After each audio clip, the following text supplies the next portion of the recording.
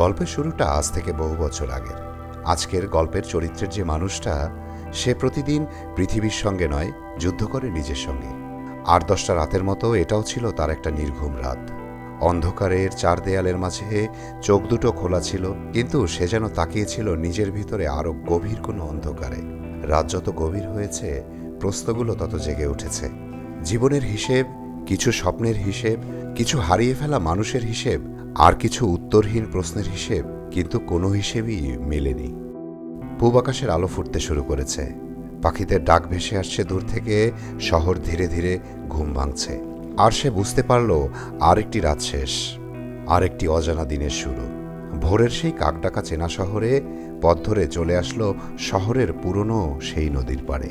কেন এসেছে সে নিজেও জানে না। হয়তো মানুষ কখনো কখনো কোনো গন্তব্যের জন্য নয়, শুধু নিজের কাছ থেকে পালানোর জন্য ছোটে। নদীর জলে আলো ঝিলমিল করছে, হালকা বাতাস বইছে, তবুও তার ভেতরে কোনো শান্তি নেই। সারা রাত না ঘুমিয়েও চোখে ক্লান্তি নেই তার, কারণ ক্লান্ত শরীর বিশ্রাম চায়, কিন্তু ক্লান্ত মন, সে তো শুধু উত্তর খোঁজে। লোকটা খুব হিসেবি। না না না, টাকা পয়সার হিসেব ঠিক নয়, সে হিসেব রাখে সময়ের, মানুষের, স্বপ্নের, ভালোবাসার আর জীবনের। কিন্তু কি অদ্ভুত ব্যাপার হলো, সবার হিসেব বুঝতে পারলেও নিজের জীবনের হিসেবটাই সে এখনো মিলাতে পারেনি। কি হওয়ার কথা ছিল আর কোথায় এসে দাঁড়িয়েছে, আর এর শেষটাই বা কোথায়? এই প্রশ্নগুলো বারবার ফিরে আসে, কিন্তু উত্তর আর আসে না। এদিকে শহর জেগে উঠেছে, রাস্তায় মানুষের ভিড় বাড়ছে, গাড়ির শব্দ, হর্নের শব্দ, ব্যস্ত পায়ের শব্দ। সবাই কোথাও না কোথাও ছুটছে, কেউ অফিসে, কেউ ব্যবসায়, কেউ টাকার পিছনে, কেউ স্বপ্নের পিছনে। কিন্তু সত্যি কি তারা জানে কেন ছুটছে? নাকি সবই শুধু ছুটে চলার অভ্যাসে ছুটছে? তার চোখে মানুষগুলোকে খুব অদ্ভুত লাগে। মুখে হাসি আছে, কিন্তু তাতে প্রাণ নেই। চোখে স্বপ্ন আছে, কিন্তু তাতে শান্তি নেই। সবাই যেন কোনো অদৃশ্য প্রতিযোগিতায় ব্যস্ত। রাস্তার পাশে পড়ে আছে এই মানুষটি, ছেঁড়া কাপড়, এলোমেলো চুল, মানুষ নাক চেপে পাশ কাটিয়ে চলে যাচ্ছে। কেউ তাকাচ্ছে না, তাকানোর প্রয়োজনও নেই। এই সমাজের অপ্রয়োজনীয় মানুষদের জন্য কারো সময় নেই। কিন্তু গল্পের চরিত্র এখানে থেমে যায়। সে ভাবতে থাকে, এই মানুষটাও কোনো একদিন স্বাভাবিক ছিল, হয়তো ছিল তার পরিবার, ছিল স্বপ্ন, ছিল ভালোবাসার মানুষ। তাহলে আজ সে এখানে কেন?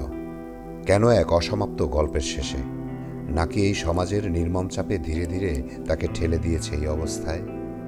প্রশ্নটা থেকে যায়, উত্তর হারিয়ে যায় মানুষের ভিড়ের মধ্যে।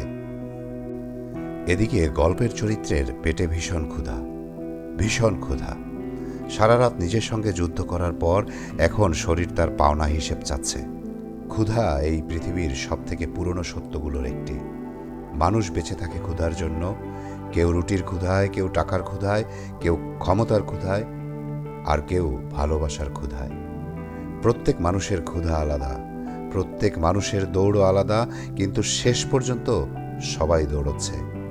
কেউ জানে, কেউ জানে না কেন দৌড়চ্ছে। আলো আরও বেড়েছে, শহরের ব্যস্ততাও বেড়েছে, কিন্তু গল্পের চরিত্রের ভেতরের অন্ধকার এখনো একই রকম। সে আবারও চলা শুরু করলো, এ পথ ও পথ, এ গলি ও গলি, রাজপথ, নদীর পার, ফুটপাত, চায়ের দোকান, সব জায়গায় মানুষ আছে, কিন্তু শান্তি নেই, কোথাও নেই। হিসেবটা আজও মিলল না। কেন মানুষ বাঁচে, কেন মানুষ দৌড়োয়, কেন মানুষ হারিয়ে যায়, কেন মানুষ বদলে যায়, আর কোনো কিছু প্রশ্নের উত্তর কোনোদিন পাওয়া যায় না। এসব ভেবে ভেবেই কেটে যায় সেকেন্ড, মিনিট, ঘন্টা, দিন, রাত, সময়। অবশেষে একসময় ক্লান্ত হয়ে আসে সেই মানুষটা। হয়তো প্রশ্ন নয়, উত্তর খুঁজতে খুঁজতেই ক্লান্ত। চোখ দুটো ধীরে ধীরে বন্ধ হয়ে আসে, শহর তখনও ছুটছে, মানুষ তখনও দৌড়চ্ছে, হিসেব তখনও মিলছে না। আর সে ঘুমিয়ে পড়ে, হয়তো কিছুক্ষণের জন্য, হয়তো আরেকটি নির্ঘুম রাত জাগার জন্য।